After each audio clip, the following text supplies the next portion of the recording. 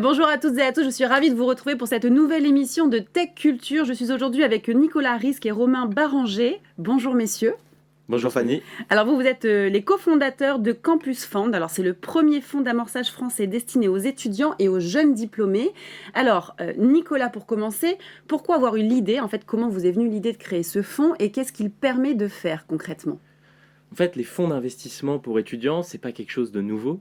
C'est quelque chose qui existe déjà à l'étranger, qui marche très bien, aux États-Unis notamment, avec un modèle de fonds qui s'appelle Dorm Room Fund. Mhm. Et donc, cette idée, elle nous est venue avec Romain il y a maintenant 2 ans, à la fin de nos études, où on s'est dit qu'il fallait qu'on monte ce projet-là parce que c'était une vraie lame de fond. Et il y avait de plus en plus d'étudiants qui voulaient créer leur start-up.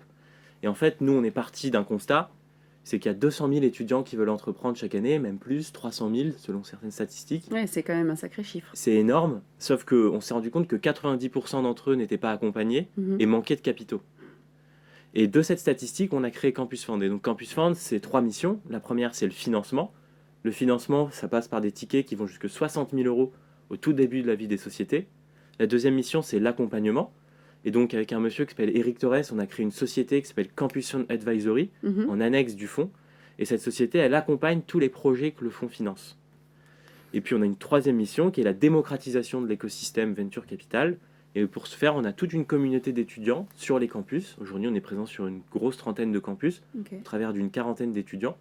Et cette communauté, on leur donne de la lisibilité sur l'écosystème Venture Capital, donc capital risque Mhm. et entrepreneurial français, en faisant intervenir des partenaires de fonds d'investissement ou bien des entrepreneurs. Et puis en échange de quoi, ils nous aident à sourcer des dossiers de manière ponctuelle. Alors, c'est pas un simple fonds de capital risque qui finance, comme vous l'avez expliqué, des projets de start-up, vous les accompagnez. Alors, si c'est plus que cela, en quoi consiste votre accompagnement? Comment ça se déroule concrètement? Non, c'est une bonne question. Donc aujourd'hui, on a la chance d'avoir 10 personnes qui sont engagées avec nous dans l'accompagnement des sociétés. En plus de ça, ils ont tous investi dans le fonds, donc ils sont vraiment engagés. Mhm. Et comment ça se passe? Typiquement, admettons qu'on veut investir dans une start-up, on cible les problématiques de la société et on essaie de voir si on peut faire un appareillement entre les compétences qu'ont les experts qui accompagnent les sociétés Oui. et les problématiques des entreprises. De là, on fait un appareillement, on met tout à plat, on fait une grande réunion de kick-off, de lancement. Mhm.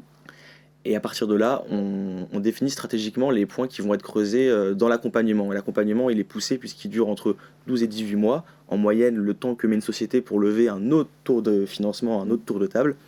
Et donc, c'est comme ça que nous, on pousse l'accompagnement chez Campus Fund. Alors, c'est un écosystème de mentors et d'experts qui accompagnent les startups, donc c'est pour ça que c'est assez rassurant. En plus du financement, on est accompagné. Est-ce que vous élaborez cela dans plusieurs domaines d'activité ou est-ce que vous avez une spécificité? Alors pour vous dire, peut-être sur Campus Fund, aujourd'hui, on est entouré de plusieurs investisseurs, beaucoup de particuliers et quelques institutionnels. Mm. Et puis comme Romain le disait, dans Campus Fund Advisory, on a une dizaine d'entrepreneurs, donc experts, ce qui fait qu'on est assez plurisectoriel, donc on est agnostique d'un point de vue du secteur sur les sociétés qu'on regarde. En revanche, on se permettra d'investir qu'uniquement si on a des retours d'expérience de nos actionnaires et puis qu'on est capable et en mesure de les accompagner grâce à Campus Fund Advisory. D'accord. Alors, il y a une actualité assez importante pour vous, puisqu'en ce moment, vous actualisez votre tout dernier deal. Est-ce que vous pouvez nous en dire plus? Oui, bien sûr, on peut vous en dire davantage. Donc aujourd'hui, on réalise notre dernier deal la semaine dernière. Donc aujourd'hui, on a investi dans 4 startups. Cette dernière startup a pour objectif de démocratiser un peu le marché du retail. Je pourrais pas en dire vraiment davantage, mais c'est vraiment un gros projet qui va venir chambouler pas mal de lignes. C'est du teasing.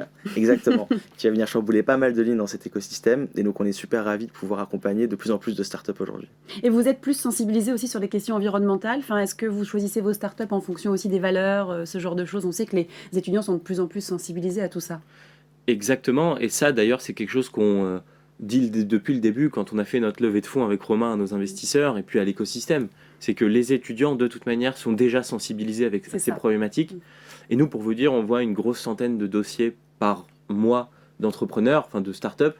Et sur cette centaine de dossiers, on a bien 90 startups qui sont à impact, donc environnemental ou social.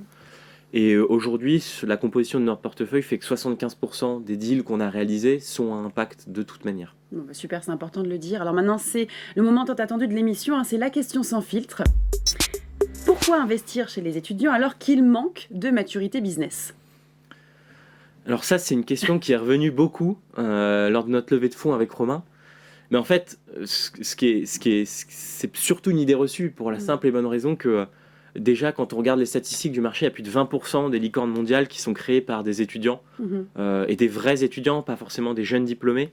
Et donc on parle ici de Reddit, Facebook, Instagram et toutes les success stories françaises que l'on connaît, donc Payfit, Kitok, Ornicar et tellement d'autres qui ont été créés par des étudiants. Les étudiants sont au cœur de l'innovation parce qu'ils sont justement là où se trouve l'innovation sur les campus. Ouais.